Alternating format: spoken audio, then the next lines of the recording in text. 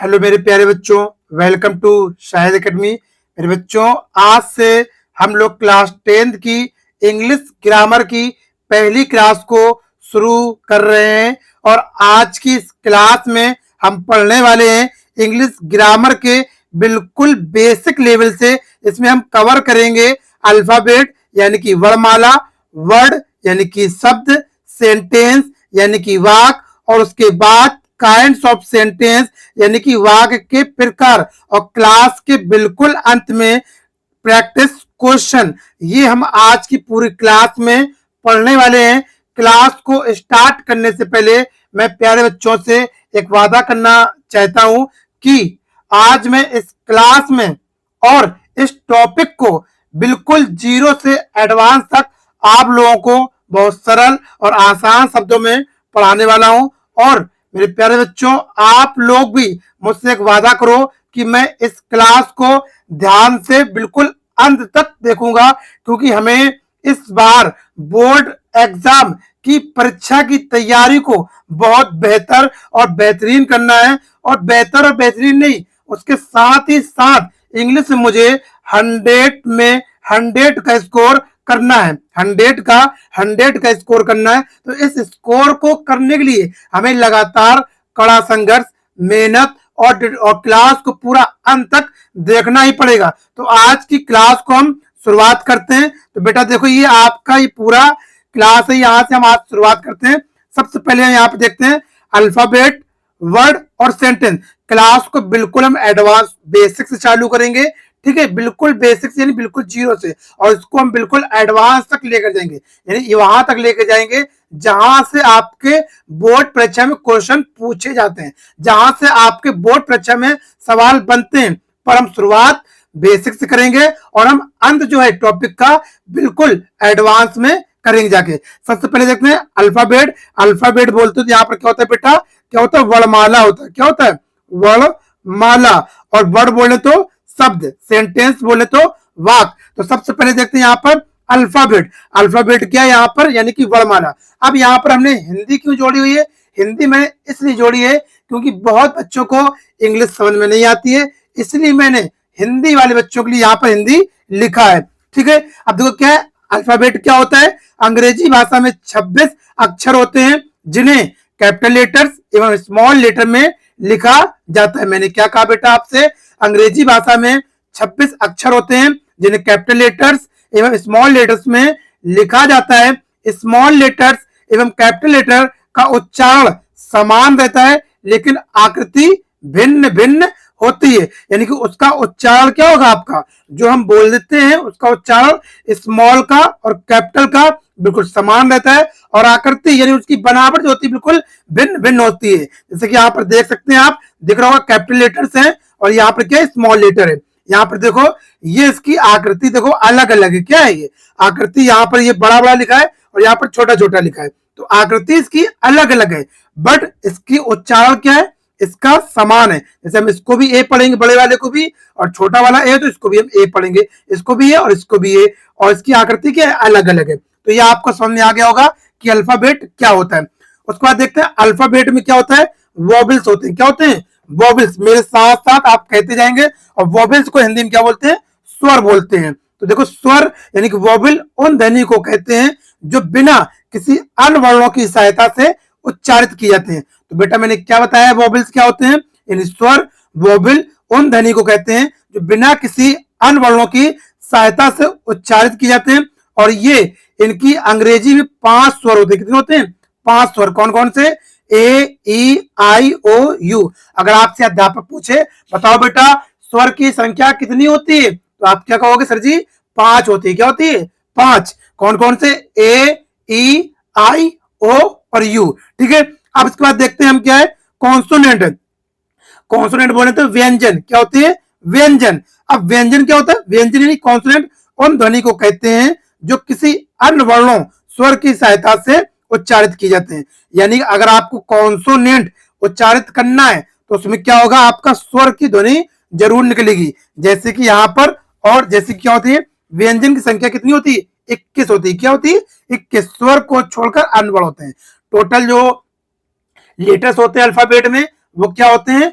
26 होते हैं लेटर्स, और 26 में 5 वोवेल होते हैं और 21 जो होते हैं वो आपके कॉन्सोनेंट होते हैं। तो देखो जैसे क्या है यहाँ पे के, क्या है ये के, तो यहाँ पे क्या रहा है ए का साउंड आ रहा है, क्या रहा है ए का साउंड आ रहा है। इसीलिए इसमें यहाँ पे क्या कहा गया है, उन ध्वनि को कहते हैं जो किसी अन्य वर्ण की स्वर की सहायता, यानी कि इसमें जब हम व्यंजन को पढ़ेंगे तो उसमें एक स्वर का ध्वनि जरूर है, जैसे के, यहाँ पे क्या है साउंड ए आया, ठीक है, तो आपको समझ में आ गया होगा। अब बात करते हैं आप वर्ड यानी कि शब्द, इसको साथ में साथ आप नोट भी करते चलेंगे। अगर नोट नहीं कर पा रहे हैं तो आपको क्या करना है, मेरे ऐप्स को सभी सब्जेक्ट के नोट्स और पीडीएफ और बुक के लिए शायद एकेडमी ऐप को प्ले स्टोर से डाउनलोड कर सकते हैं, वहां पर सारा कंटेंट आपको मिल जाएगा, ठीक है। तो वर्ड बोले तो क्या होता है बेटा, शब्द होता है, क्या होता है शब्द। अब देखो यहाँ पर इंग्लिश में लिखा है, यानी कि शब्द को a group of letters which make a complete sense is called word, यानी कि दो या दो से अधिक अक्षरों के सार्थक समूह को हम शब्द कहते हैं, ठीक है। तो यानी दो या दो से अधिक अक्षरों के सार्थक समूह को हम शब्द कहते हैं। सार्थक समूह यानी क्या, यानी जिसका कोई ना कोई अर्थ निकले, शब्दों का समूह तो हो और उसके साथ साथ उसका सार्थक समूह भी होना चाहिए। नोट पॉइंट में क्या है, यहां पर देखते हैं, एक शब्द बनाने के लिए कम से कम एक स्वर एवं एक व्यंजन का होना आवश्यक है। स्वर न होने पर स्वर की ध्वनि वाला व्यंजन होना आवश्यक है। यहाँ पर अपवाद क्या है, अपवाद यानी कि ए, वहां पे कहा गया दो या दो से अधिक अक्षरों से होना चाहिए, पर ए जो है वो पूरा शब्द है, आई भी पूरा शब्द है और ओ भी है, ये अपवाद है, यानी कि इन तीनों को छोड़कर दो या दो से अधिक शब्द होना चाहिए आपके लिए। बट ए, आई, ओ, तीन ये ऐसे शब्द हैं जिसमें सिंगल वर्ड को हम क्या कहते हैं, शब्द। ए हमारा पूरा शब्द वर्ड है, ए को हम कह सकते हैं, आई कह सकते हैं, ओ को कह सकते हैं। अब एग्जांपल देखो यहाँ पर क्या है, जैसे मोहन, मोहन क्या है ये, देखो 1 2 3 4 5, 5 क्या है ये लेटर्स हैं, इन लेटर से क्या बना है, शब्द बना है, और इसका क्या मोहन इसका अर्थ है, तो ये क्या हो गया, सही है, इसका सार्थक समूह है, ये अर्थ है इसका, ओ ए एम एच एन, ये कोई सार्थक इसका अर्थ है क्या, कोई अर्थ नहीं, तो ये शब्द नहीं है, ये शब्दों का समूह तो है बट इसका कोई अर्थ नहीं है, और ये शब्दों का समूह भी है और साथ ही साथ अर्थ भी है, तो इसलिए हो जाएगा। जैसे गर्ल, तो ये इसका अर्थ हो रहा है, इसका कोई अर्थ नहीं, गलत है। गुड, गुड ये अर्थ है, इसका कोई अर्थ नहीं है। बॉय ये सही है, ये क्या है, गलत है। डॉग ये सही है, ये वाला गलत है। कम ये सही है, ये क्या है, ये गलत है। इस तरीके से आप पूरा यहाँ पर देख सकते हैं, ठीक है। अब आगे बढ़ते हैं, देखते हैं बेटा क्या होगा। अब आगे पढ़ते हैं, अब आता है बेटा क्या, द सेंटेंस।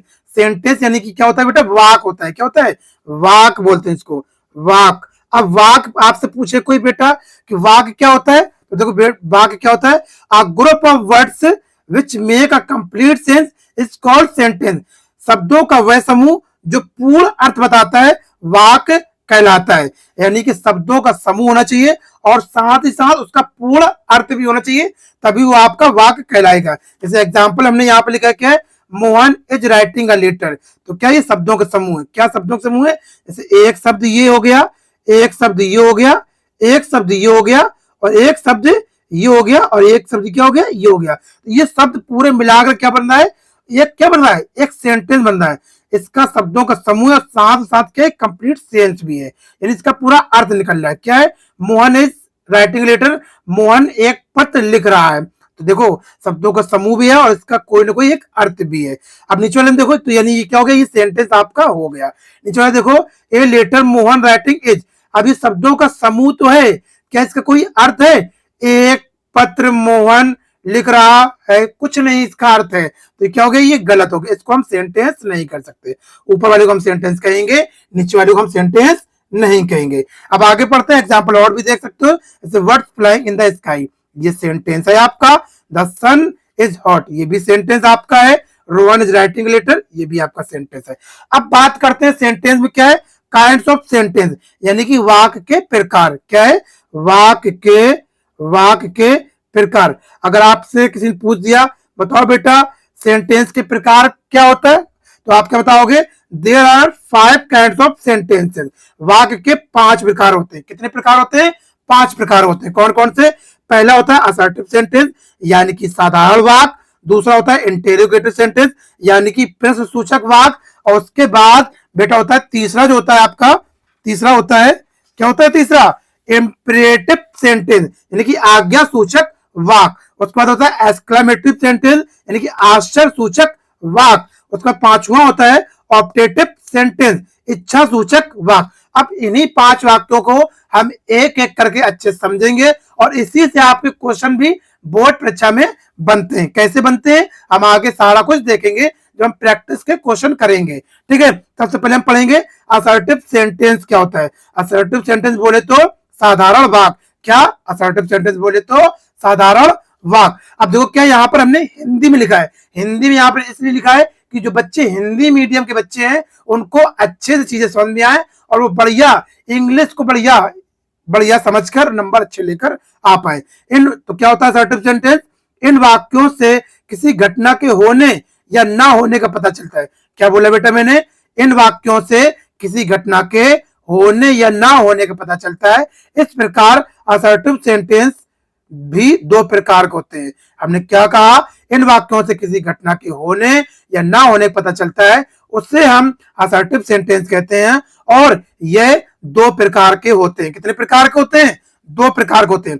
पहला होता है अफर्मेटिव सेंटेंस यानी कि स्वीकारात्मक वाक्य और दूसरा होता है निगेटिव सेंटेंस यानी कि नकारात्मक वाक्य। सबसे पहले हम बात करेंगे अफर्मेटिव सेंटेंस की, स्वीकारात्मक वाक्य यानी कि ऐसी बात जिसको स्वीकार कर लिया जाए। किसी बात बेटा जिसको स्वीकार कर लिया जाए। तो देखो इसमें क्या होगा, जिन वाक्यों से सकारात्मक सूचना प्राप्त होती है।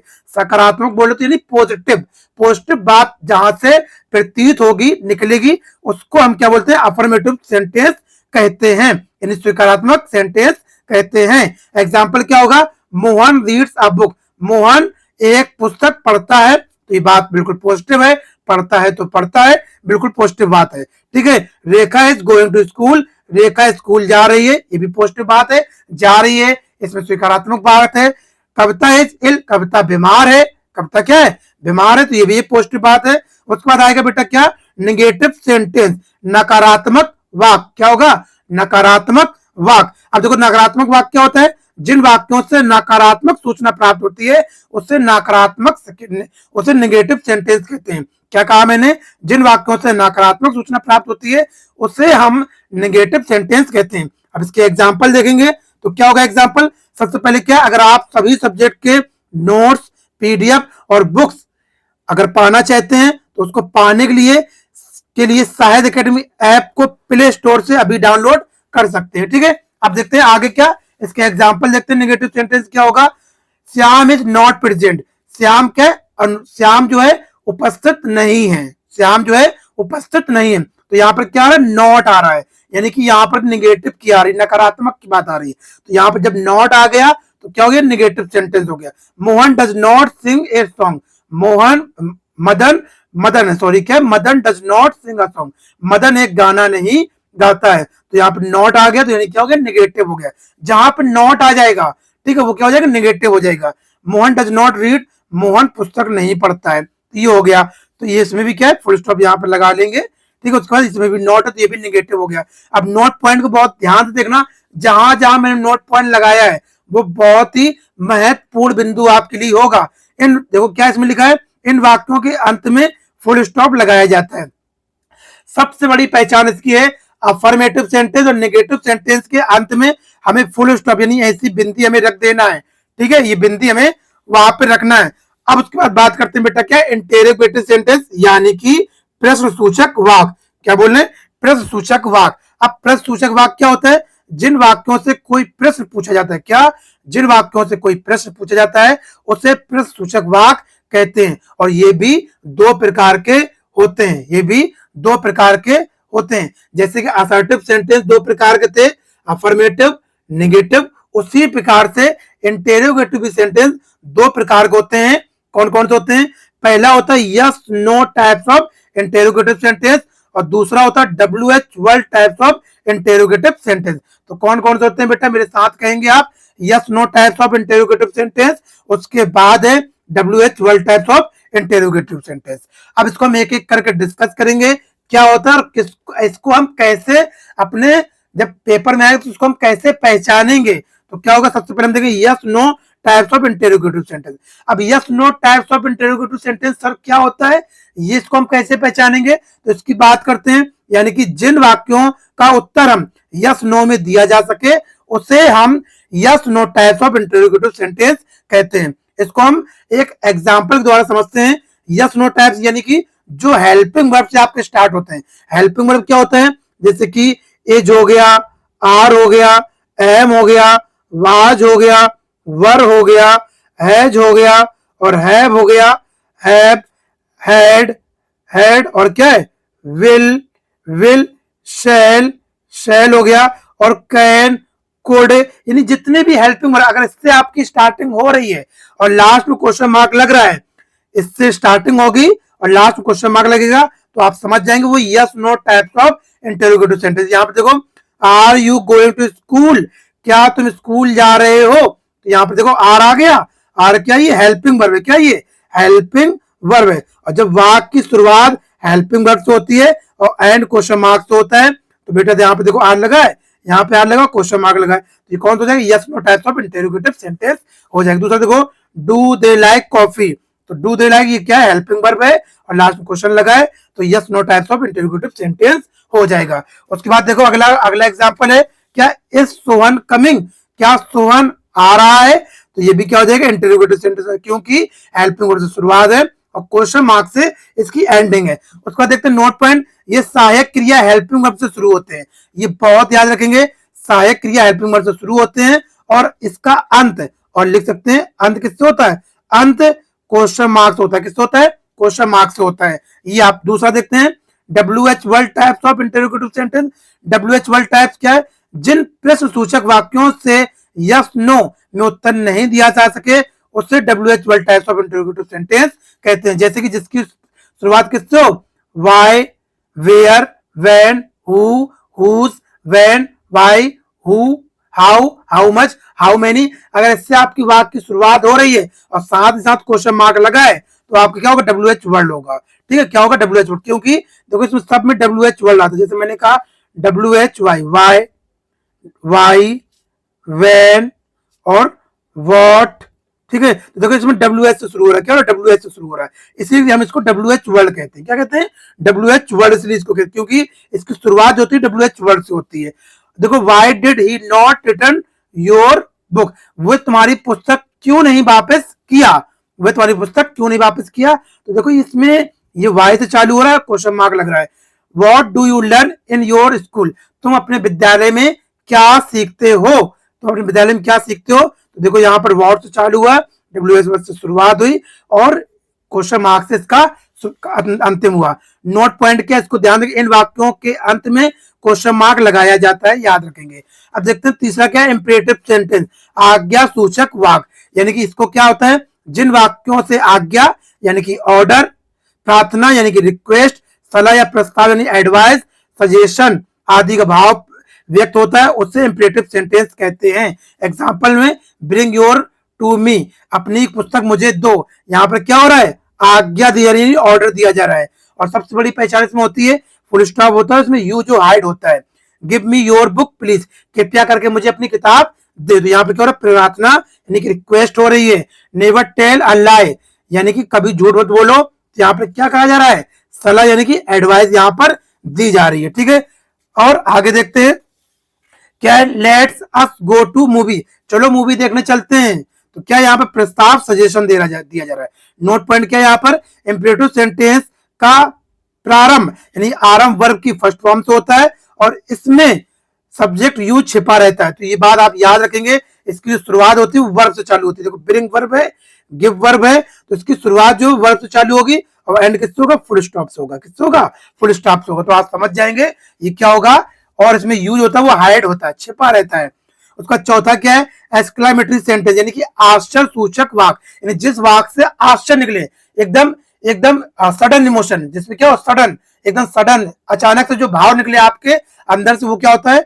आश्चर्य सूचक वाक्य होता है। जैसे क्या होता है? जिन वाक्यों से कोई आश्चर्य, आश्चर्य कौन कौन सा? आश्चर्य हो, हर्ष हो, शोक हो, भय हो, घृणा हो आदि भय भाव प्रकट होता है, उसे एक्सक्लेमेटरी सेंटेंस कहते हैं। आश्चर्य यानी कि सरप्राइज, हर्ष यानी कि हैप्पीनेस, शोक यानी कि कर्ज, ठीक है, भय यानी कि उसको कह सकते हो फियर, घृणा यानी हेट, जिससे भाव एक्सप्रेस हो रहा होगा वो आपका एक्सक्लेमेटरी सेंटेंस होगा। ठीक है, जैसे कि एग्जांपल दे सकते हैं, what a beautiful girl is, क्या एक सुंदर लड़की है, और एक्सक्लेमेशन मार्क लगाए, यानी आपने किसी लड़की को देखा और आपने तुरंत कहा क्या सुंदर लड़की है, तो यानी क्या है, आपकी ये बिल्कुल अंदर की भावना है। क्या ये अंदर की भावना है, यानी भावना वो जो अचानक से निकले, आपने देखा और देखकर बिना सोचे समझे एकदम से निकाल दिया, तो क्या है वो आपका एक्सक्लेमेटरी सेंटेंस है, और उसमें एक्सक्लेमेटरी चिन्ह लगा रहता है।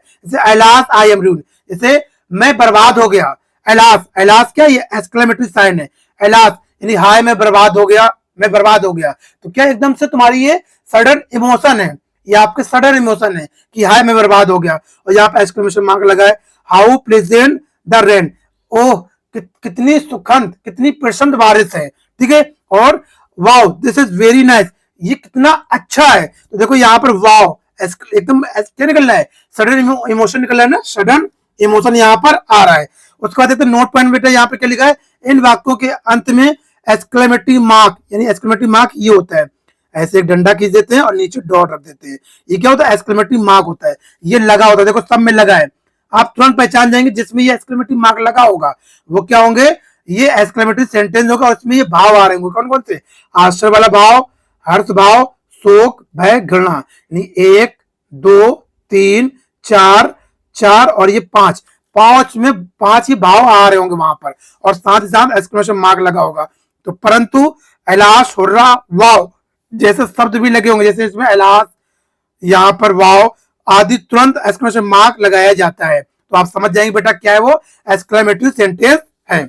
अब देखो यहाँ पर क्या लास्ट जो आपका टाइप्स है ऑप्टेटिव सेंटेंस, ऑप्टेटिव सेंटेंस बोले तो इच्छा सूचक वाक्य बेटा, इच्छा सूचक वाक्य। अब इच्छा सूचक वाक्य क्या होता है, इसको फटाफट पढ़ लेते हैं हम, क्या जिन वाक्यों में आशीर्वाद यानी कि विश, अभिशाप यानी कर्ज, या कामना यानी प्रे आदि का भाव प्रकट होता है उसे ऑप्टेटिव सेंटेंस कहते हैं। तो किसे ऑप्टेटिव सेंटेंस कहते हैं बेटा, एक बार फिर से हम पढ़ेंगे, जिन वाक्यों से आशीर्वाद यानी जिसको हम आशीर्वाद देते हैं, विश अभिशाप यानी कर्ज यानी बद्दुआ, बद्दुआ देते हैं, या कामना, कामना यानी प्रार्थना करते हैं, प्रेयर करते हैं, आदि भाव जब प्रकट होता है तो उसे हम ऑप्टेटिव सेंटेंस कहते हैं, ऑप्टेटिव सेंटेंस कहते हैं। अब देखो यहाँ पर क्या है, यहाँ पर एग्जाम्पल लिखेंगे, क्या लिखेंगे बेटा, example, may you live long, आप लंबी, आपकी दीर्घ आयु हो, क्या हो, आपकी दीर्घ आयु हो, ऐसा हम क्या कर रहे हैं, ऐसा मेरा विश है, क्या है ये मेरी विश है, क्या ये मेरी विश, मैं मेरी इच्छा है कि आपकी जो आयु हो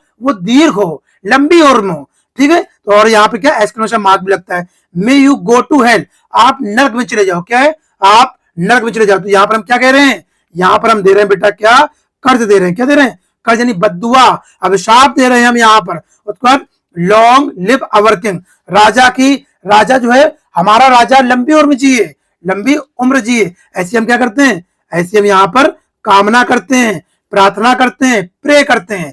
गॉड ब्लेस यू, ईश्वर आप पर क्रम बनाए रखे, ईश्वर या फिर ईश्वर की कृपा आप पर बनी रखे, तो ये क्या कर रहे हैं, हम भी यहाँ पर प्रार्थना कर रहे हैं। इसके साथ क्या होगा, ऐसे ही भाव यानी कि ये भाव निकलेंगे 5, आशीर्वाद का, अभिशाप का, कामना का, और साथ साथ इसमें एक्सक्लेमेटरी मार्क ये वाला साइन भी लगा होगा, तो आप समझ जाएंगे। और देखो नोट पॉइंट में क्या लिखा है, इन वाक्यों के प्रारंभ में हेल्पिंग वर्ब्स लिखी होती है, इन वाक्यों के प्रारंभ में जरूर लिखा होगा, और ऐसे वाक्यों के अंत में एक्सक्लेमेटरी सेंटेंस भी लगाया जाता है। ठीक है, लगाया भी जाता है। आप कहोगे सर जी एक्सक्लेमेटरी सेंटेंस और ऑप्टेटिव सेंटेंस में दोनों में एक्सक्लेमेशन मार्क लगाया जाता है, तो इसमें अंतर क्या है, इसमें देखो अंतर, सीधा सा अंतर है कि एक्सक्लेमेशन मार्क इसमें भी लगता है और एक्सक्लेमेशन मार्क इसमें भी लगता है, ऑप्टेटिव भी लगता है। अंतर यहाँ पर ये कि जब एक्सक्लेमेटिव सेंटेंस आएगा तो ये शब्द आएंगे आपके एलास, हुर्रा, वाओ, ठीक है, ब्रेवो, ये शब्द आएंगे और साथ साथ एक्सक्लेमेशन मार्क लगा होगा। ठीक है, इसमें क्या होगा, इसकी शुरुआत होगी वो मे से शुरुआत होगी, एक्सक्लेमेशन मार्क लगा होगा, तो आप समझ जाएंगे। अब ये आपका पूरा हो गया। अब इसके बाद आई थिंक आपको पूरा समझ में आया होगा। अब मैंने आज क्लास में क्या पढ़ा बेटा, एक बार रिवीजन करते हैं। सबसे पहले हमने पढ़ा अल्फाबेट क्या होता है, क्या होता है, सबसे पहले हमने पढ़ा क्या बेटा, अल्फाबेट पढ़ा, अल्फाबेट क्या होता है उसको पढ़ा। उसके बाद हमने देखा अल्फाबेट के बाद हमने वर्ड देखा, वर्ड क्या होता है। उसके बाद हमने सेंटेंस देखा, सेंटेंस की परिभाषा देखी, और उसके बाद हमने सेंटेंस के काइंड्स देखे, सेंटेंस के काइंड्स देखे। सेंटेंस कितने काइंड्स होते हैं, 5 काइंड्स होते हैं। कौन कौन से?